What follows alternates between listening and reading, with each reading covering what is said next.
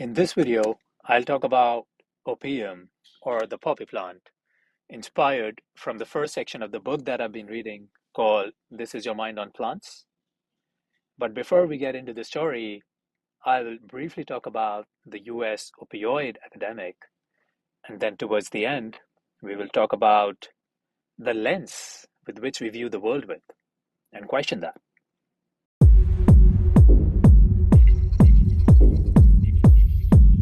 So, after the coronavirus, the opiate epidemic represents the biggest threat to public health since HIV.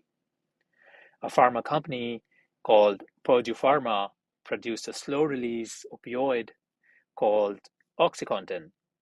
It was prescribed to people with arthritis, pains, injuries, cancer, and surgery patients.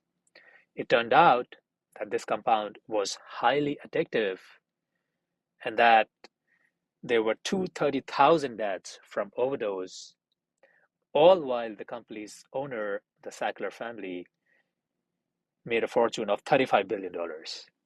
Now, thousands of people who became addicted turned to heroin when they could no longer afford opioids or get prescriptions. And in fact, 4 out of 5 new heroin users used prescription painkillers first.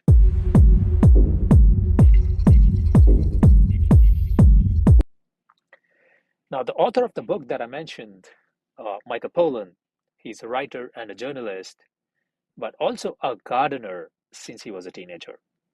In the book, author recounts his journey with the poppy plant in a piece called Opium Made Easy, which appeared in the Harper's Magazine in April 1997.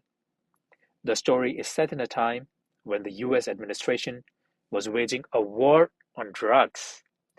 And in 1971, when President Nixon in the US had declared drug abuse as public enemy number one, things got real weird when a variety of the poppy plant called somniferum was mentioned in the Controlled Substances Act, where it was listed in the same category as cocaine. That's correct. But now let's take a step back and look at the poppy plant. Some of us might know that poppy seeds are used for ornamental or cooking purposes in bagels, cakes, and in fact, I noticed that there were poppy seeds in my salad while I was researching content for this video. Talk about science of universe. However, the catch is that if you take the unripe seed pod of the poppy plant, cut it, let the white gum ooze out, and then air dry the gum, you basically have opium. Pollan discovered that while it's legal to buy poppy seeds for ornamental or cooking purposes, it becomes a criminal act if you intentionally use them to make an opioid-like substance. Even just brewing a tea from the poppy seeds can be viewed as manufacturing an illicit drug because in the eyes of the law, you're manufacturing a controlled substance. But hang on a sec. Why so much drama over a compound extracted purely from plants? So Pollan had been growing poppy in his garden while at the same time trying to figure out if he'd be put in jail for that, and maybe they will take away his house, things like that. So he has these poppy plants, and it was finally time he breathed a tree from the plant, and he reports his experience as follows. He mentions, to say the least, it makes sadness go away. He evaluated his everyday aches, pains, and physical annoyances and realized that they had vanished. He conducted an inventory check on his mood, and it was very good. Nothing that could be described as euphoric, but still very warm and cozy. Unlike how many other substances produce novel and unexpected sensations, the tea seemed to subtract things: anxiety, melancholy, worry, grief. However, the use of opium doesn't stop there. In the worst case, or the best, depending on how you look at it, it can be used to manufacture heroin. It's only fair that for both Romans and Greeks, the poppy flower symbolized both the sweetness of sleep and the prospect of death. Now, Pollan's internal struggle is fascinating. On one hand, he wanted to satisfy his curiosity about this ancient intoxicant that has been both revered and demonized throughout history. On the other hand, he was wary of getting entangled with law enforcement. Now, this very fear underscores the power that our drug laws have over us and what we can and cannot explore, even in the privacy of our own gardens.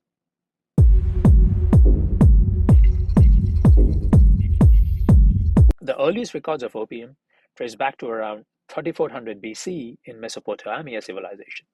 They called it hulgel, meaning the joy plant.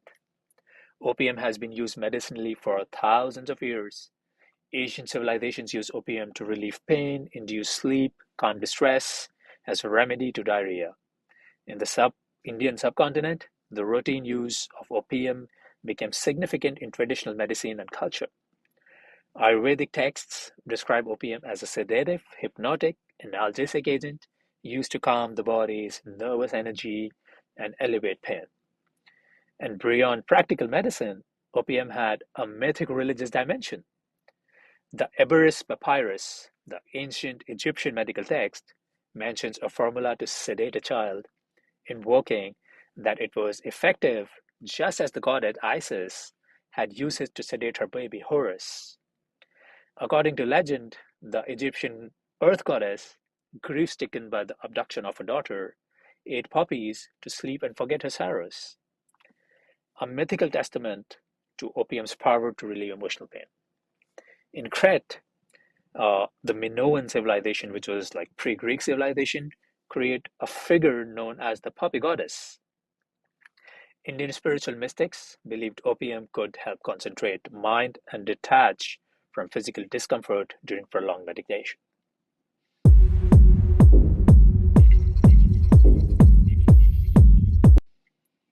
Now, opium was used in medical and spiritual and recreational contexts since the beginning of time. Over time, the image of opium changed from a household remedy to a symbol of illicit behavior. So while gardeners were being prosecuted for growing poppy, two things were happening in parallel. Pharmaceutical companies found ways to profit enormously from opioid-based painkillers, effectively marketing them as safe and non-addictive. And second, caffeine, a naturally occurring substance also that alters your mind and body, became entrenched in daily life, championed by the rise of coffee culture and capitalism. It can be no accident that the things that are declared illicit are usually that have the powers to change the textures of consciousness in ways that run counter to the smooth operation of the society and interests of the powers that be. Now, Micheal Pollan's experience isn't just a curious anecdote about accidentally growing an illegal drug.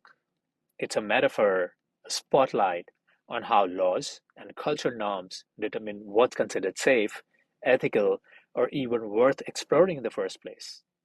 Yet, when we look at the bigger picture, a deeply unsettling question emerges. Why do we demonize substances while glowing others? It is based on scientific evidence or genuine concern for public health? Or are these decisions powered by political interests, market forces, and cultural biases? Think about it. The same poppy that centuries of civilizations revered for healing and spiritual insight can now land a modern gardener in jail. Meanwhile, massive pharmaceutical corporations legally produce opioids. Billions worldwide rely on caffeine without a second thought, even though it alters consciousness. So, who really pulls the strings? We like to believe our laws and regulations come from a place of fairness and logic. But the reality is that the powers to be often decide what is and is not acceptable, shaping our culture and economy, and even how we perceive reality itself. This double standard raises a haunting possibility. Are we, as citizens, merely puppets, dancing to the tune of those who profit from our compliance? And if the so-called war on drugs has gradually morphed into the war on terror, or whatever the new phrase emerges next, and how much of our personal freedom have we already sacrificed under the guise of safety? Now imagine a different path, one where we strip away the stigma and look at historical wisdom about these plants, one where we ask, could a healthier, more nuanced approach to regulating substances exist, one that respects personal freedom while addressing legitimate harm, one where we stop labeling entire categories of human experience as criminal just because they challenge the status quo. Ultimately, it's about questioning the lens through which we see the world. If a single plant can be revered in one era and reviled in the next, maybe the line between legal and illegal, dangerous and acceptable isn't as clear as we are led to believe. So I leave you with this. What if the true danger isn't the puppy itself, but the way we allow external forces to frame our reality? And how will you challenge that frame? Thanks for watching. Stay curious and never stop asking the hard questions.